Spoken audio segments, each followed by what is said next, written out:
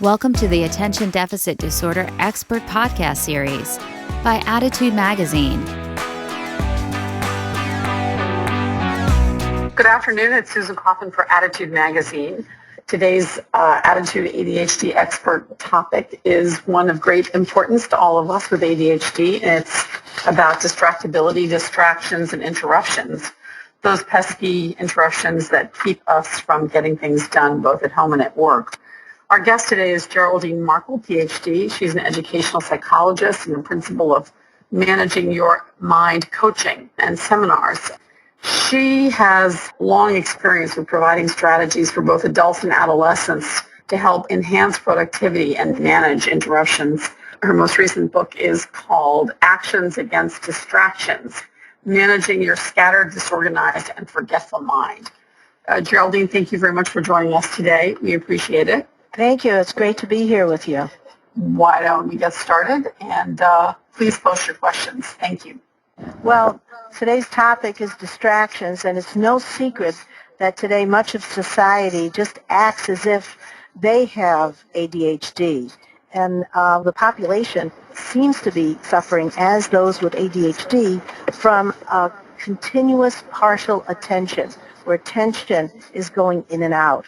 And technology, in many cases, is a culprit, a main distraction, because according to, for example, one report by CNN, where they interviewed about 2,000 people, 1 in 10 people said that they use their smartphone in the most intimate moments, perhaps in the shower or church or dinner. And when they looked at the whole group, 75% always had their phones 5 feet. Now, this is the general population. And I think it becomes more acute for those with ADHD because they're just a little bit more vulnerable. In general, the higher the distraction, the lower the attention, the memory, and sometimes the motivation to just move on. And so what happens is we have silly mistakes, or we forget our glasses, or drive away in the car when the gas pump is still, the hose is still in our car. But sometimes it's a costly mistake or a very dangerous mistake. So we've all heard about distracted driving and the kinds of accidents and terrible things that happen. When there are minor distractions and minor incidents, you laugh, how could I have done this? How could I have done that? But if you're a person with ADD and you've got pervasive distractions sabotaging your productivity or your performance or your peacefulness, you're grasping for ways of, reducing the distraction. And we want to get an antidote for angst. We don't want, people to be involved in continuous frustration because they're distracted and can't really finish tasks that they want or even start them. And a common problem that people with ADD have is the internal triggers for distraction. So it may be that you inappropriately hyper-focus, you just love to do something and you're good at it and you while away the hours. You could also be daydreaming, or your mind is wandering during things, or you've got a racing mind. And in addition, you may be distracted because you're really tired, or you're really stressed, or you've got an illness, or you're taking a particular medication that interferes with concentration. Those are some general things. In addition, many people with ADHD have problems with executive functioning. So that would include planning, prioritizing, organizing, and these kinds of problems are referred to as time management problems, but really we're talking about task management. And the whole idea is to reduce distractions so you can move from good intentions to really productive and positive action. And the idea is we've got decades of research, both at work, at school, and in general communities, that say that we can defeat common distractions. I started calling them demons when I was doing corporate work and noticed that many people were inattentive and had racing minds. And I used the research about attention, memory, and productivity to enhance performance in the work environment, and one way of getting people interested in the common distraction was to label them demons. So that's where that came from. The critical thing with ADD is to find strategies that can be aligned with your particular style or your interest or your situation or the tasks that you have to do. So if we look at the big picture, if we want to reduce distractions, whether they're internal or external, and see better productivity at work or at home, you have to have a system, some strategies that are useful for you, and support. And when you're talking about a system, that means you have awareness of the particular kinds of distractions that plague you, how often they occur, where they occur, and that you know that there is a step-by-step plan of action. And I try to provide 5 particular steps to make it clean and clear, and provide some graphs and checklists so that things are visible and easy to access. When we're talking about strategies, there may be a strategy like keeping a schedule, but that's not good for many people. If you're going to be managing your time at all, it has to be in a way that suits you and your learning style. So you may need auditory cues. You need bells and whistles or beepers to get you to start an activity or stop. But for other people, they need a visual signal, and they would ignore the auditory. So I've come up and highlighted 7 particular strategies that are research-based. And if we want to reduce distractions, we frequently need support. And the support means you can share your plans and your progress with others. Feedback always provides good information on how to modify things if they're not good, or maintain them if they're great. And sometimes you have to find additional resources or some expertise if the plans go awry or you get off track. For example, for some people with ADD, medication helps give them a pause, so they may be more apt to use a strategy or more apt to deal with the frustration of changing or getting a new routine. And for others with ADD, they need the support of a psychologist, psychiatrist, social worker, counselor, coach to keep them on target, to provide feedback, and to look at the deeper difficulties. This is especially true if somebody with ADD has some comorbid conditions such as anxiety or depression or obsessive compulsive problems. So it's not a bed of roses, but for long-term maintenance, we need some constant vigilance, because there's always some unexplained challenges and, of course, the occasional meltdowns. However, if you have a system, if you have a plan of attack and some strategies that you know work for you, and you have the support, you will be able to reduce more easily some of the distractions that plague you, suffer less frustration, and really be able to be more productive and conquer those internal and external distractions. And so the big message is that there are strategies and support, and you can make a difference by understanding what the internal and external distractions are and finding a plan and some strategies to help. Thanks so much, Geraldine. That's a great introduction. Why don't we jump right in and have you, sounds like you've got some great experience with helping people develop systems and strategies and support.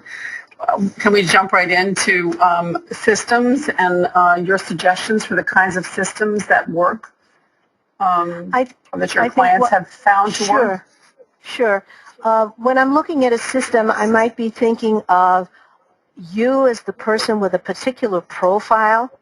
so that you really have to, whether it's through a neuropsych report or through working with a counselor, identify and assess the times that you're most prone and what for distractions and what your great strengths are to deal with them.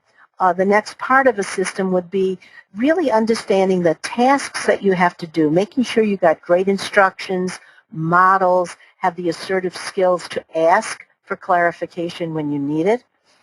So it would be you, the task, and then the last part is the settings. What settings do you work in that are most conducive for working at least for 10, 15, 20 minutes so that you can really get some good think time? So that would be a system where you've got greater awareness of what it is you need to do, how well you need to do it, and what your strengths and weaknesses are, and look at it in a more holistic view. And so what I try to do is provide strategies so that you could begin to look at those things. That would be the system. Okay, how would people get started determining that system? If they're just working by themselves or with a family or friend, you might just begin to look at what kind of distractions are most prevalent. Are you most vulnerable to people interrupting you? Are you most vulnerable to your own racing thoughts or trying to use technology to relax and get away from the things you have to do? So a little bit of assessment. And then the next step would be to really sit down, invite yourself to the party, and look at what are the consequences of the distractions. Now, you might have positive consequences of distractions when you do some positive distractions and relax, but this session is looking really at the kinds of distractions that sabotage performance. And are you late with bills? You didn't pay your taxes? Does it have to do with paper? Does it have to do with follow-up? For some people, entrepreneur, an idea generator, what happens is they may come up with the ideas, but the consequence of the distraction, always going to a new idea, is that they don't follow up and maybe they don't make any money. So some of the clients I have are such good idea generators that they never finish a plan or get to the venture capitalist, and so the consequence is very severe. Another kind of thing is what's a realistic goal, and it may be working with reducing one distraction and increasing one task at one time a day, and just try and do that one to have a very realistic goal. And then taking action, identifying some strategies that you want to use. And I think probably the key is having some mechanism, whether it's on an iPhone, a visual checklist, to identify how many things you've accomplished. Are you moving toward your goal? And do you need to work with somebody else, or do you it's okay to keep doing what you're doing? So that's the general steps in a plan of attack. Okay. A couple of people have asked whether you could list 5 specific strategies that have worked with your clients. Sure. And all the strategies are culled from the literature on some behavior cognitive methods, some from education. And a key strategy is visualization. And that is either visualizing the task that needs to be done and look at the end. And many people with ADD have problems breaking things down. Sometimes when you look in your mind and visualize or imagine a task or a behavior that has to be done, you can look at the finished product and ask yourself, what would be the midpoint, and start moving like that. So visualization is also imagining yourself doing something.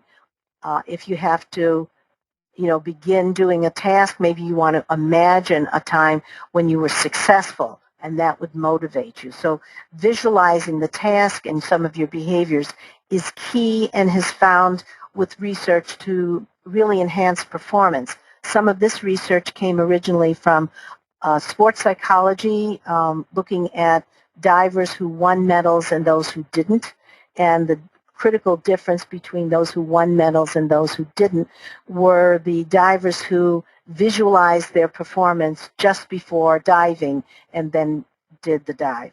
So that's one very important one is visualization. Another one is talking to yourself. In some cases, it is saying positive statements to urge you on, to give yourself self-reinforcement, but it always has to be on something you've actually achieved. There are many situations where you want to give yourself a positive affirmation. You know, I'm really working hard. I'm a diligent person. I can do it. That's a nice positive affirmation. But self-talk about what you've done, I was able to finish the report when I was working at this desk. I wore my baseball hat, and it really got me focused, and I was able to work for 15 minutes. So you tell yourself that, and maybe you couple it with the visualization. Another part of self-talk is giving yourself self-instruction. There's only one person you can't ignore when they're talking, and that is usually oneself. So if you tell yourself the steps to do things, you verbally mediate the behavior you're doing. And so if your attention is wavering and you've got to do a task that requires 5 steps, perhaps it's writing a check. And maybe sometimes the date is wrong. Sometimes you don't put your signature on. Maybe the numerals you write are not reflected accurately in the numerals you spell out. It may be that for you, that task is so arduous and you get so distracted, perhaps you're stressed, perhaps you're time pressured, that you must make a little checklist and talk to yourself and say, okay, the date is so-and-so, and you write the date. So that would be an example, perhaps an extreme one, where self-talk means that you give yourself directions, making yourself focus on the specific aspects. Another strategy is to understand that you have logic and brain power, and that it is accessible to you, and you might have some faulty thinking, not use your logic by having all or none thinking, now or never thinking. If I don't get that job, I'll never work again, for example, or overgeneralizing. And so what you want to do is step back and use your logic. Get to a situation where you'd say, okay, have I ever done this? When was I most successful? What are my strengths? And so you want to get away from faulty thinking, something that's overly emotional, and want to take the pause that refreshes or counting to 10, not being rushed by emotions to make perhaps impulsive judgments. So if you have those kinds of characteristics, or in general, you want to see thinking and logic as part of your strength. Another important strategy is positive assertiveness. Unfortunately, many people with ADD either don't listen well, don't read well, don't have the confidence to ask a question, don't want to look bad.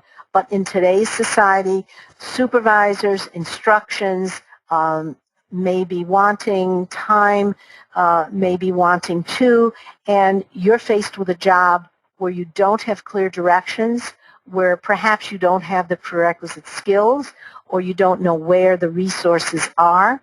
So you need to have some positive assertiveness to request the kind of directions you need. Frequently, very bright people will spin their wheels because they think they should know something, even though something is missing.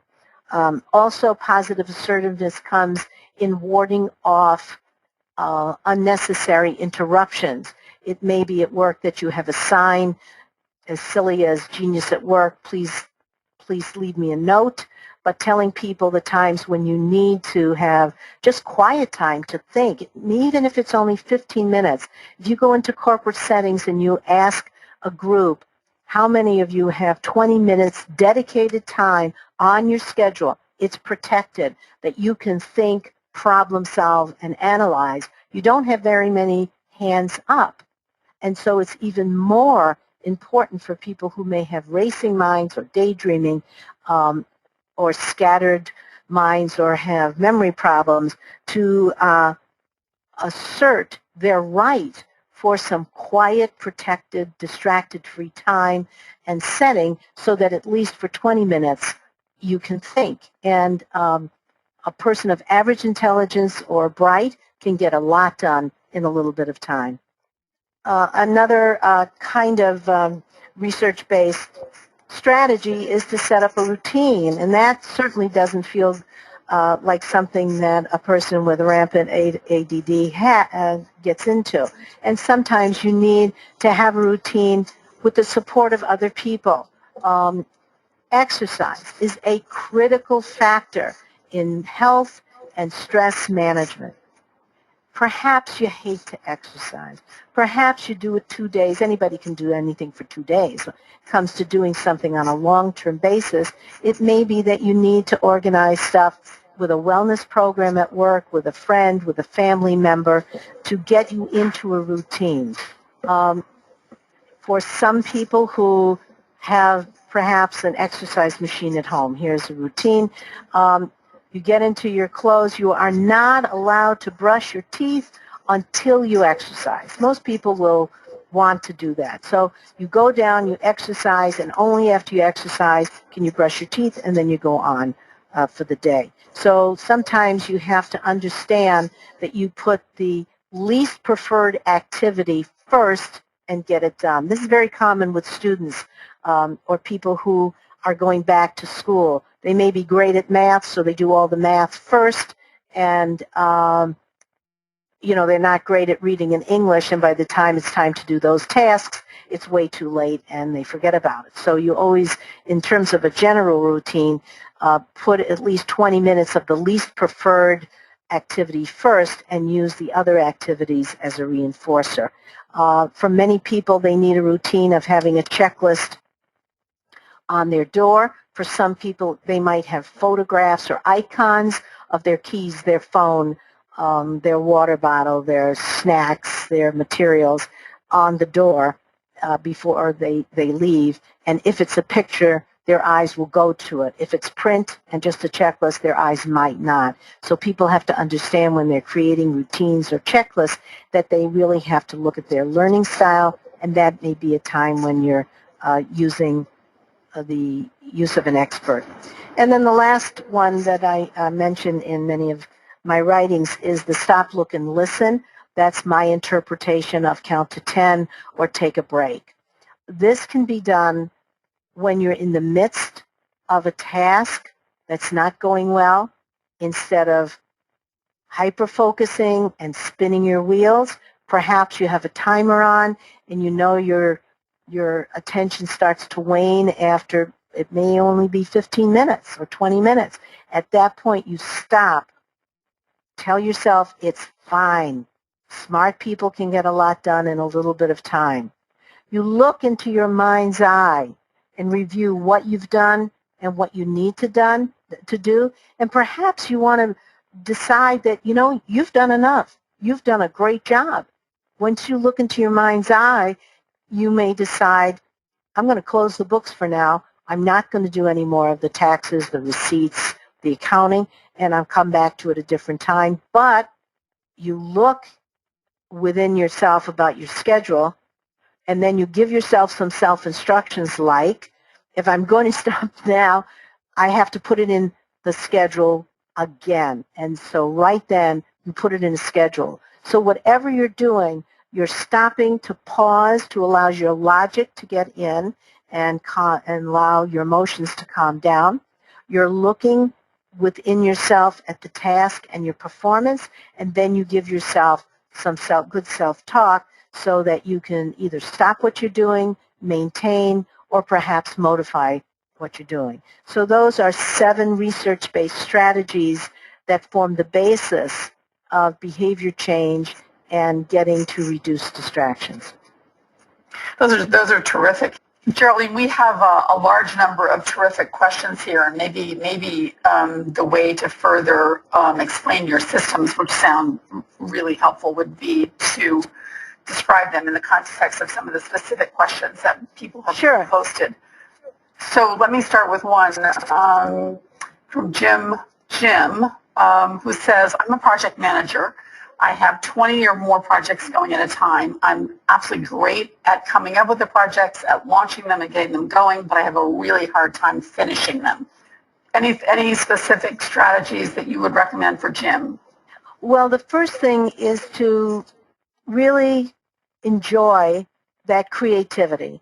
Nobody can teach you to use that creativity and talent. So for many people like yourselves, you're idea generator. There's a certain action and excitement about the launch and seeing if you can do it. And then, whoops, who cares? Everybody else has to implement it. Now, that's your great strength.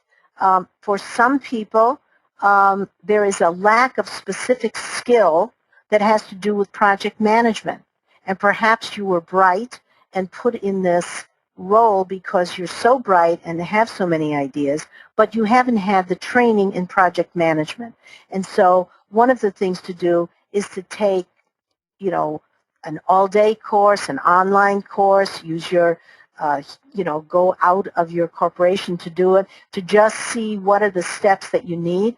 Perhaps you already have the project management materials with you, and it may be that you have a friend or you set up a schedule that, before you do anything, either you come in early or you get up early and you attend to the administrative tasks that you need to do. It's those tedious, boring, seeming irrelevant tasks that escape your memory. Those are the things that you have to schedule. You don't have to schedule anything else, perhaps. Just schedule those things that may lead to poor performance appraisals. I do something like that with a colleague. I work with a graphic artist, and he hates administrative tasks, and sometimes I hate some marketing or other administrative tasks. And what I suggested is that we have parallel play or parallel work. Children, toddlers, play together, but they don't really interact. They just enjoy the camaraderie. So what happens to Chris and I, we get together from 7:30 to 8:30 on every Friday morning. We greet and meet. He makes coffee. We chat for not more than 5 minutes, and then we proceed to do whatever administrative tasks we need to do together. And we have a great time. And during my time with him, I completed a study tips book that I never would have done. And that was my time to do that task that I was ignoring. Those are great suggestions. In terms of completing tasks, I think this is something that all of us with ADHD really have a hard time with. I guess what you're saying is to make a time when you specifically outline what the next steps are in each of those projects. Is that right? Did I understand that correctly? Okay.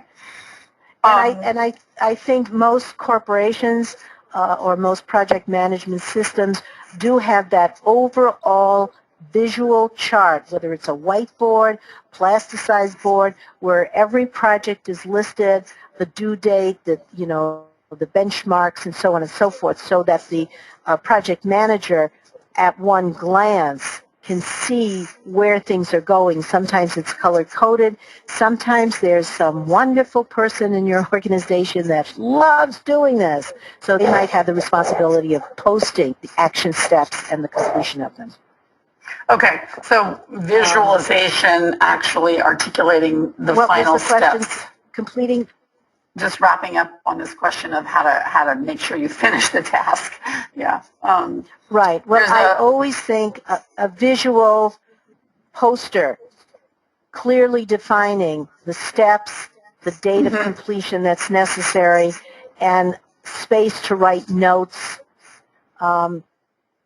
This idea of having little sticky notes in your pocket and written on your hand and so on and so forth. I think the smartphones or the computer task lists are something that we have to rely on.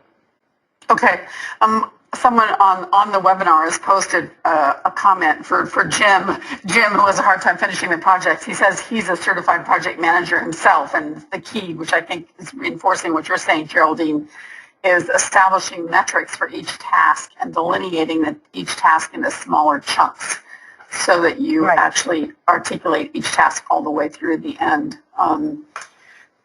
Similarly, sorry, go one ahead. other thing, I think there has to be a scheduled time, whether it's weekly, several times during the week, that is dedicated to posting, and that's really feedback on performance or feedback on task. And the feedback is critical because you have to decide, should you maintain the schedule, or is the schedule too ambitious, or are you lacking something, or does the stuff have to be maintained? I just want to say one thing about projects. If people are creative and have ideas, or committees come up with fabulous programs, bright people can have a stroke of brilliance. And so it's just like a famous designer, Lauren or Coco Chanel. It takes an instant to come up with the aha, the wonderful idea. But to implement the idea may take eons of time. So if it was a designer, maybe they need 5 people to do beading and somebody to put the zipper in and the fabric and so on and so forth. So the design might take a minute, where the implementation of the design might take 6 months. And so it's very important to always have a devil's advocate type person who will look at a program, a project, a task to see, is it realistic in its ambitions, or is it over what the demands of the task are? So very creative or bright or ambitious people sometimes want to do a project that is over and above what's required, but they procrastinate. They don't get the first set of criterion done, then become ashamed. It becomes later and later, and we have a story of disaster. Right, right. Yeah, I think it's really easy for those of us with ADD and lots of ideas to take on all sorts of ambitious projects without a real sense of how long they're going to take to complete. A couple of people have asked about sort of hyper-focus or brain freeze, sort of how to, Martin says, how do I deal with brain freeze when I'm in front of the computer? And another person, Nicholas, says, hyper-focus is a distraction that takes me away from the tasks that I should be paying attention to. Any suggestions for how to break that sort of brain freeze, or hyperfocus, depending on what you want to call it? Sure. Hyperfocus works in 2 ways.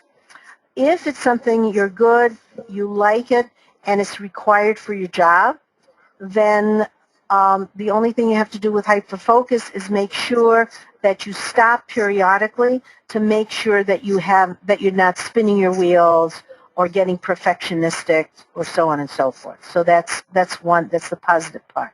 Sometimes people get into hyperfocus mode as a stress reducer.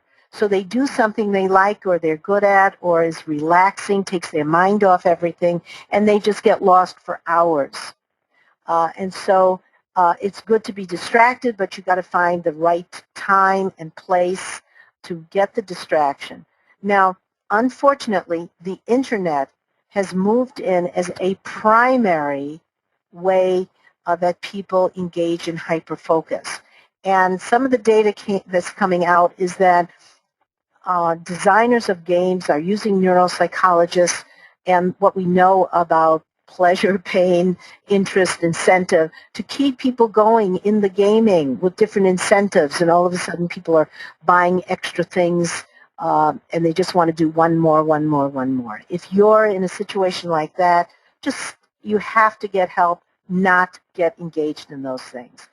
The hyperfocus that's not good late at night brings up another very serious problem for those with ADD or those without ADD. Fatigue. Fatigue is a terrible demon of distraction, because once you're fatigued, you're more vulnerable to stress, more vulnerable to distraction, you have less motivation for consistent performance, and you're more apt to make mistakes. So if you're up all night with Pinterest or games or gambling or shopping or whatever you might be doing on the Internet, what you're doing is ensuring lower performance, productivity, motivation, and you're ensuring lots of angst. So it's important to make limits, and in this you might need family or friends to help because it's really difficult to do. This thing of only 1 minute, it doesn't matter, I'll do it later, you know that that's not really working. So for many people, the idea is there is no internet or computer-based interest after X amount of time. For many, it should be 10:30 or 11 o'clock with enough time to get your brain to disengage from computer-based kinds of activities and do the kinds of things that let a person cool down. Perhaps it's listening to music, perhaps it's a bubble bath, perhaps it could be even talking to friends, whatever it is that allows you to cool down and get ready to slide into slumber, because otherwise you're just too hepped up if you fall asleep with the phone or the computer on your lap. So that would be one part of the hyperfocus. And so it's very important to have timers and not get hyper-focused without some kind of break and decision. For many people, if they're working in, say, their bedroom, they have to use the timer on the oven. You have a timer on your desk, you turn it off. You have a timer on the oven that's blasting or some kind of timer with a loud noise, then you have to break and get up from the computer to get the timer. So you need something or someone to interrupt you from the hyperfocus. And the next one was brain freeze. Yeah, I think you've addressed it. I think it's a similar question, sort of being frozen in front of the computer. Okay. It wasn't just shut down. It wasn't just shut down and not being. No. Oh, okay. Yeah. Okay. I mean, just to finish this computer addiction issue, because I do think it's a serious one. There's a question from Sarah, who says her children who share their father's ADD are addicted to their screens, their iPhones, their YouTubeisms, and to such a degree that, in her view, they're no longer living life. They're no longer reading. They're no longer being active. She's just wondering what she should do as a parent to address this. And I think this is a problem many of us face with their children, or our spouse, for that matter, or ourselves. I'm steeped in behavioral cognitive research. And I do believe in limits, consequences, structure, feedback. And so what that means is parents have the major responsibility for setting the stage for happiness and productivity and to work against excessive activity that interferes with really life satisfaction. And so I think whether it's working as a family team and having sort of a business meeting, maybe tracking before. I mean, I've asked people, they spend as much time on the internet at home as they do working at their work site. So they're doing 16-hour days, but there really isn't any time for laundry, shopping, and interacting with other people. If that's the situation, it's too much. What is the appropriate amount of time that should be for recreation in general, and how much recreation should be tied to technology? So for some people who are home when their children are home, they have a refreshing snack, and everybody is responsible for some kind of quiet, non-technology based activity. It might be writing in a journal. It might be doing crossword puzzles. It might be reading. It might be playing a board game. There has to be relaxation that does not include all of the kind of brain activities that are required when you're interacting with a computer. And that includes all of this Netflix and passive activity. Parents also have to say there is a requirement for family exercise. So there's family learning time, there's family exercise, there's family time being together. We went on a vacation, and we went with a couple of the fellows, an attorney, and at that time he was Mr. Blackberry. So it's 10 o'clock at night, and we decide to play cards, and we're at the table, and he's got his BlackBerry, and he's messing with his email, and he's playing cards. I said, Fred, I'm really sorry, but either you play cards or you do the BlackBerry. He said, well, I can do both. Fred, I know you 20 years. You know that I appreciate you, but I want to share your personality. I don't want to share your email. Therefore, when I play cards, you have to not have your BlackBerry. Now, that was really sort of assertive. I probably said it in a more cutesy, funny way. But, I mean, it's ridiculous. And his wife is smiling, you know, clapping in the background, giving me the thumbs up, okay? So all of us, the New York Times said something, is it appropriate to Google at dinner? And the answer is, well, for the first question, but not after that.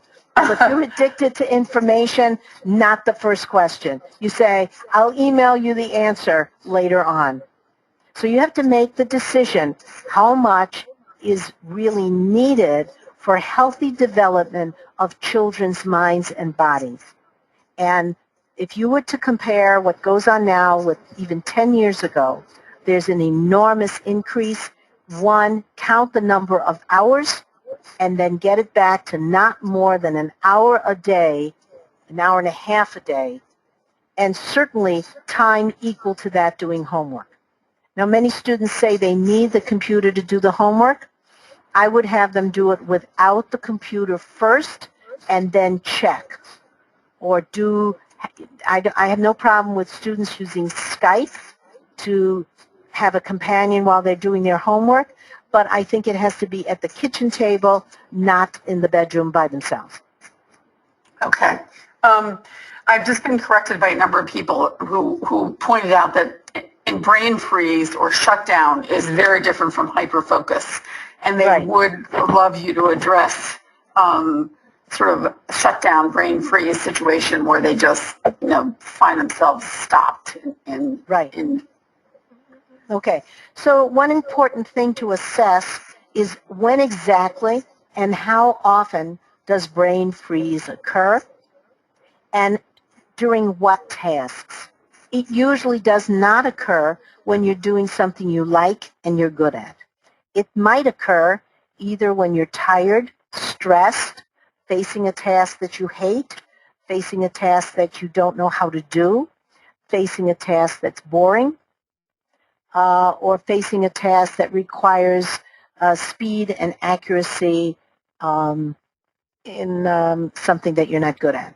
So defining when and where brain freeze happens. Now, there are certain situations where you can label what's going on and it's legitimate to stop. If you've started a task at 8 or 9 o'clock and you've been up since 6 and you start getting brain freeze, that's your body telling you it's enough, put it away for the next day. If, on the other hand, it's a time when you are usually alert, maybe you're more of a morning person, it's 10 o'clock in the morning and you get brain freeze, it's either stress, you don't know what you're doing, you're fearful that you don't know what to do or how to do it, and then you have to perhaps understand what to do. Another common cause or trigger is tasks that seem overwhelming. So just thinking of the task and having some problems with executive functioning inhibits your capacity to break down the task and to not look at it as all or nothing, now or never. And so in some situations, you need the help of an expert. I help people write annual reports, do their taxes, write papers when they're going back to school. And sometimes, for example, many people are taking online courses. They don't really have any helpful instruction, and they're faced with doing a paper or a report for their work. One thing is to just say 5 boxes, make 5 boxes, and those are the boxes you have to square up with text, and maybe 1/3 of the first box is an intro, 1/3 of the last box is a conclusion, and maybe you want to break your task up into 4 basic questions that you have to answer. And just take 10 or 15 minutes to brainstorm the answers to the question by putting down bullet points. Don't try and write and think and organize and edit at the same time. First do the organizing with these blank pages, then put on each page a question, then just put down key points, and then you can get to write sentences. So that's an example of how you might stop brain freeze. But if you're really panicked at a time, you need to stop, maybe get exercise, maybe stretch, take some deep breaths, call a friend, look at the directions again, make sure you know what you're doing and how to do it. Super, those are great suggestions. Another set of questions, which I think are quite different from brain freeze, relate to daydreaming, sort of zoning out, tuning out, sort of in the middle of a conversation, losing track of what someone's saying, reading, and then sort of realizing that you're off in another world. Do you have any suggestions for those issues? Yes. A couple, well, one suggestion is if it's really excessive, then it may not only be attention. There may be some troubles or some sadness or depression or anxiety. So if it's excessive and it's interfering with performance and it's observable by other people, then probably it's a good idea to check with your physician or a psychologist, psychiatrist to really look at some underlying dynamics. If it's more like happens during boring meetings, it may be that you have a little timer and you're really great at paying attention at the beginning, and then just maybe you doodle if nobody's watching, maybe you allow yourself just for a few minutes to take a rest. It may be that it is so tiring for you to be vigilant and muster your attention that you really get tired. And maybe you need to impose a very short but powerful break, maybe 2 or 3 minutes. And you might even alert people by, if you're in meetings, to have a better agenda, to say, what are the 5 questions we have to address in this meeting? Take a mini break after every 20 minutes. Give people 5 minutes before the meeting ends so everybody will write notes and tasks and schedule things before they leave so they won't lose the information from meeting to meeting. So, and sometimes people are not taking the breaks they need. So again, with medication, you need strategies. So medication alone is never enough if you're a high performer that has to meet difficult and competitive standards. So it may be that if you're a hands-on person, as John Rady suggests in his book Spark, you need to take exercise. You need to take a small walk or run up and down the steps at 2 o'clock in the afternoon and at 4:30. Maybe you need that healthy refreshment. Maybe if you also have depression, you have to use one of those additional lights. You have to find out what your attention span is when you wander and then back up, maybe working with a friend, a coach, or a counselor or a psychologist to find out what is at the base of this. Okay, that's great.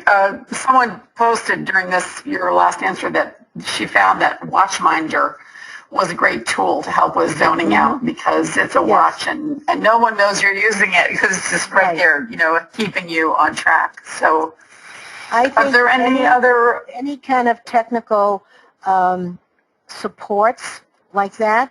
Again, it's always a two-edged sword because I worked with somebody who was quite compulsive and all of a sudden the buzzers and the beeps and the vibrations were going all day long with her phone, and so the aid became a distraction. So, it's everything that's balanced and modulated. Right, okay. That makes sense. A number of people have also posted about difficulties getting started or feeling overwhelmed, especially as relating to managing a household. So all the chores getting done, getting started, it just feels overwhelming. So much like our discussion about how to bring things to completion at the beginning of tasks, there's also a problem with distractions and actually starting something, which seems overwhelming. Similarly, people have said, a couple of people have posted that they have very big, seemingly overwhelming projects such as a PhD thesis that they just can't get started on. So the whole question of getting started, I realize that getting started is a big question, big issue, but maybe let's that's get started. to talk about. Yeah. Let's get started about getting started. There's really a couple different things. I help many people with dissertations. Unfortunately, in many universities, there is much less structure for the graduate student, more pressure, more responsibilities, and less supervision from mentors and professors. And so the positive assertiveness is very important. And also, perhaps working with a mentor to find out, to see models, because I've had people come at the master's level and they'll ask a faculty person, how long should it be? Or, you'll know when you get there. What does that mean, you'll know when you get there? Can I see a sample of somebody else's work is another. So you get an idea, because again, if you're very bright and you might have multiple ideas, and really your topic is way too big and it needs to be honed down. So I'd find a friend, a colleague, a professor, and look at the topics and then set up the environment, maybe even only 15 minutes at a time, but every day, and then in an environment that's supportive. So sometimes people will come and have a session with me, and then they'll go into the office next door, and just having somebody there to support and understand them and having a list of things to do, they're able to do that. With household, nobody trains us. Nobody tells us that you better check that humidifier or it gets fried. I mean, I didn't understand any of that. I grew up in an apartment in New York. We called the super. So one thing is to get a friend. I'm sorry. Get a friend, somebody who is organized, somebody who's owned a home or an apartment, who is in a situation. And the first thing is to look at either legal, safety, health kind of components, and what are the kinds of things that have to be done every year, every quarter. So it may be that you have to change the filters, change the alarm batteries, so on and so forth, and that needs to be done. And that, again, everybody should have a monthly calendar that's out where everybody has maybe color-coded. And most of the time now, people are very busy. I think families have to look at themselves as teams. And having even a 15-minute business meeting once a week with some, refreshments, healthy snacks, and just write down on the calendar what kinds of things need to be done, and just start small. Let me tell you one of my personal experiences. I finished a book with a friend, and we had journal articles and texts and illustrations.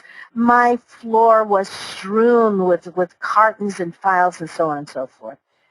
Well, guess what? Good ideas. Another project came. Did I want to deal with this dastardly task that was my study? No, I wanted to throw a tablecloth over everything and make believe it wasn't there. But knowing that there were strategies, I culled all the strategies that I knew and said, you have to do this. So I took pieces of wool and made a grid of my room. Within each of the little sections, I put an Almond Joy, a Hershey Kiss, a piece of licorice, and I was going to do one square at a time. I got audio tapes, at that time it was tapes, from the library because I like to listen to spy novels, and they're only about 20 minutes or half hour at a time. I took a picture of the whole mess, and I proceeded to do square by square. As soon as I emptied a square, I took a picture of it and posted it on the wall, so I was building a positive picture. I used everything I knew okay, to help me do something I didn't want to do. I could have easily procrastinated, but it became like a professional goal because I told my partner, who's an obsessive compulsive person, and she didn't have any files on her floor.